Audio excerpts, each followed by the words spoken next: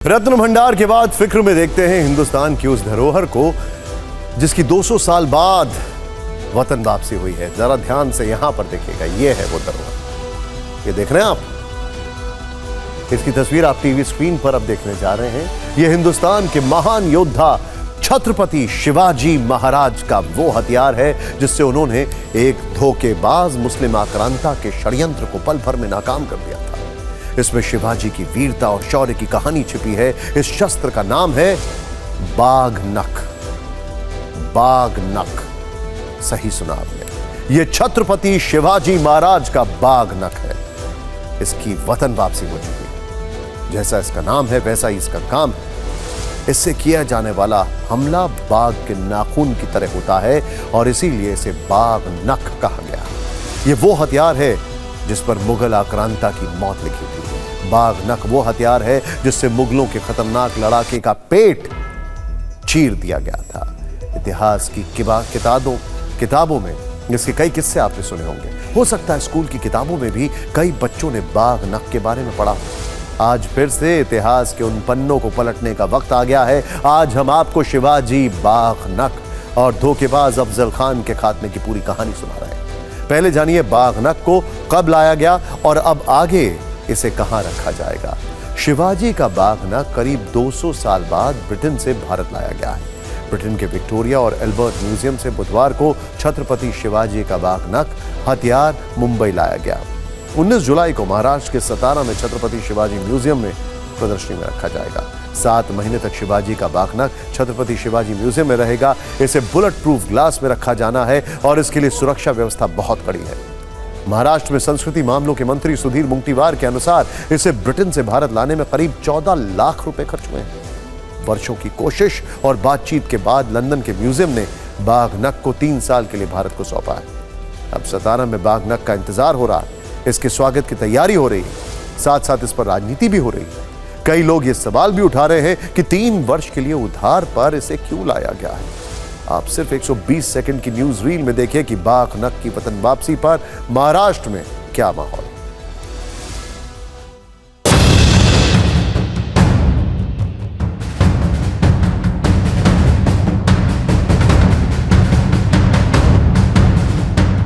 म्हणजे लोनवर आहे की परतावा आहे? जर परतावा असेल तर महाराजांचं मंदिर व्हावं आणि त्याच्यात ही वाघनखं ठेवली जावी।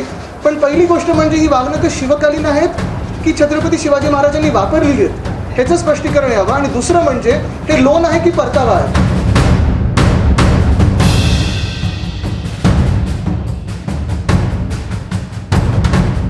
इसके विशेषज्ञों का और इसमें जानकारी जो इतिहासकार है जो उन्होंने भी स्पष्ट रूप से कहा है कि ये वाघनख ये छत्रपति शिवाजी महाराज ने यूज किया वाले नहीं। उसने प्रश्न चिन्ह लगाया। अब सरकार लोगों के भावना के साथ में क्यों खेलती है?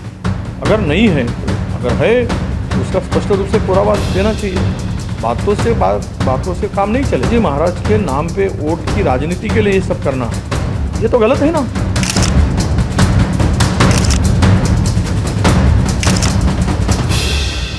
हमने उनसे रिक्वेस्ट की कि छत्रपति शिवाजी महाराज के ये वाघनख हमें दिए जाए। उन्होंने 1 साल के लिए कहा था, बाद में 3 साल के लिए। कोई भाड़ा नहीं, कुछ नहीं, मुफ्त में वो दे रहे और मुफ्त में वाघनख हमको दे रहे। और इसमें हमने प्रदर्शनी में सतारा 1 करोड़ का चलता है और वाघनख गाने के लिए वो तो बाकी सब खर्चा मैंने किया।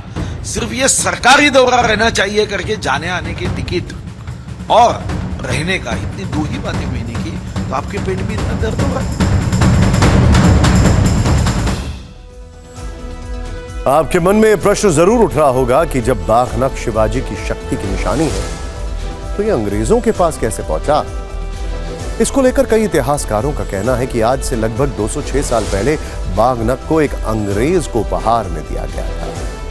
लंदन में म्यूजियम में भी बाघनख के इतिहास को लेकर जानकारी दी गई है। म्यूजियम के बोर्ड पर लिखा है कि छत्रपति शिवाजी महाराज का बाघनख, जिसके साथ उन्होंने मुगल सेना के जनरल को मार डाला था, इसे ईडन के जेम्स ग्रैंड डफ को तब दिया गया था जब वो सतारा में रहते थे। महाराष्ट्र के संस्कृति मंत्री सुधीर मुंगटीवार ने पिछले हफ्ते विधानसभा में कहा था कि बाघनख का प्रयोग छत्रपति शिवाजी महाराज करते थे। उन्होंने एक इतिहासकार के दावे पर यह टिप्पणी की थी जिसमें कहा गया कि छत्रपति शिवाजी महाराज ने सन 1659 में बीजापुर के सेनापति अफजल खान को बाघ नख से मारा था। यह कहानी बड़ी दिलचस्प है, आगे आपको बताएंगे, लेकिन पहले जान लीजिए कि बाघ नख अंग्रेजों को कैसे मिला और ब्रिटेन कैसे पहुंचा। देखिए, साल 1818 में ईस्ट इंडिया कंपनी ने अंग्रेज अधिकारी जेम्स ग्राउट डफ को सतारा में राजनीतिक एजेंट बनाकर भेजा। दावा है कि इसी साल उन्हें बाघ नख उपहार में दिया गया। साल 1824 में अंग्रेज अधिकारी डफ वापस इंग्लैंड लौटे तो वो अपने साथ इस बाघ नख को ले गए, जहां उन्होंने विक्टोरिया एंड एल्बर्ट म्यूजियम को यह दान कर दिया। यह वही म्यूजियम है जहां से कल इस बाघ नख को भारत लाया गया। विक्टोरिया एंड एल्बर्ट म्यूजियम में यह जानकारी दी गई है कि मराठाओं ने उपहार के रूप में इसे दिया था। म्यूजियम के अनुसार इसे एक बॉक्स में रखा है और शिलालेख के जरिए जानकारी दी गई है। छत्रपति शिवाजी महाराज के बाघ नख का सबसे बड़ा शिकार था धोखेबाज अफजल खान। आज आपको अफजल खान के बारे में जानना चाहिए ताकि आप ये समझ पाएं कि छत्रपति शिवाजी का छिपा हुआ बाघ नख कैसे संकट के समय दुश्मनों को खत्म कर देता था। अफजल खान बीजापुर की आदिल शाह हुकूमत का सबसे खतरनाक लड़ाका था।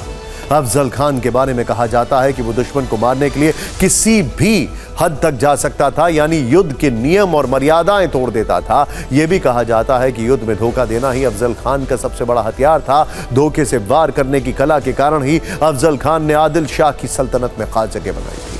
अफजल खान ने छत्रपति शिवाजी पर धोखे से वार किया, वो नाकाम रहा। छत्रपति शिवाजी के शौर्य के सामने उसकी सारी साजिशें बेकार हो गई। अफजल खान ने महाराष्ट्र में हजारों हिंदू देवी देवताओं के मंदिरों को तोड़ने का काम किया। अफजल खान ने मंदिरों के धन को लूटा और मंदिरों को तोड़ा। अब आपको वो दिलचस्प कहानी भी जाननी चाहिए जिसमें छत्रपति शिवाजी महाराज को महान सेना नायक के तौर पर जाना जाता है, जबकि अफजल खान की पहचान एक धोखेबाज लड़ाके के तौर पर होती है। लेकिन छत्रपति शिवाजी महाराज के पास इसका भी तोड़ था। यह बात उस दौर की है जब छत्रपति शिवाजी महाराज मराठा साम्राज्य के विस्तार में लगे हुए थे। शिवाजी की कीर्ति लगातार बढ़ रही थी। बीजापुर का शासक आदिल शाह मराठा साम्राज्य को खत्म करके प्रतापगढ़ पर कब्जा करना चाहता था, लेकिन वो ये तब तक नहीं कर सकता था जब तक कि शिवाजी को मारा ना जाए।